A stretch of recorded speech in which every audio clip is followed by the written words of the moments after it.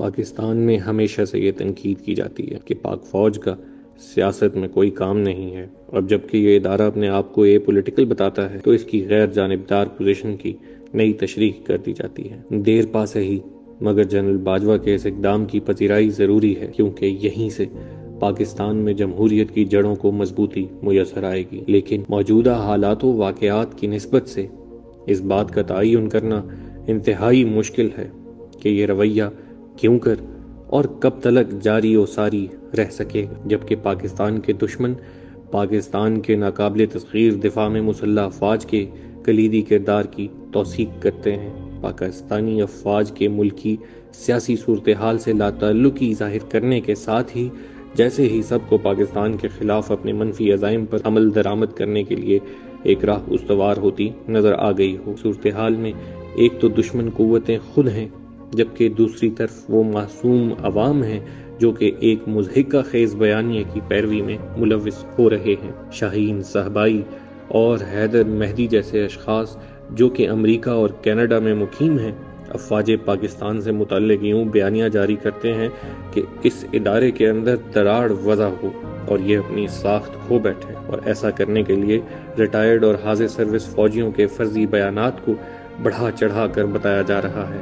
جب اسد عمر اور محمد زبیر، پرویز خٹک اور لیاقت خٹک، گلریز افضل چند اور ندیم افضل چند، سردار شہاب الدین خان سہڑ اور سردار بہادر خان سہڑ سیاسی حریف ہونے کے باوجود ایک گھر میں رہ سکتے ہیں، تو عوام کو آپس میں بالکل بھی تعلق خراب نہیں کرنا چاہیے۔ یہ لوگ بھی تو رہ رہے ہیں، پھر آخر ہم کیوں نہیں؟ مزید ایسے بیانیے کی پیروی کرنے سے ایک فاشسٹ بیانیے کو تقویت ملتی ہے جو کہ ملکی امن و امان اور سیاسی صورتحال میں تلاطم پیدا کرنے کے در پہ ہے۔ جمہوری رویے اور اقدار اس بات کے منافی ہیں کہ محض ذاتیات کو اس قدر ترجیح دی جائے کہ ملک کے لیے غیر ذمہ دارانہ لائحہ عمل تیار کیا جائے، جس سے مستقبل قریب و بعید میں قومی مفاد کو ٹھیس پہنچتی ہو۔ جمہوریت کی خاص بات یہی ہے کہ اس راہ پر چلتے رہنے سے ہی سیاسی پختگی سے ہمکنار ہوا جا سکتا ہے۔ ہمیں چاہیے کہ ہم ذمہ داری کا مظاہرہ کریں اور دانستہ و غیر دانستہ اپنے قومی مفاد کو نقصان نہ پہنچنے دیں۔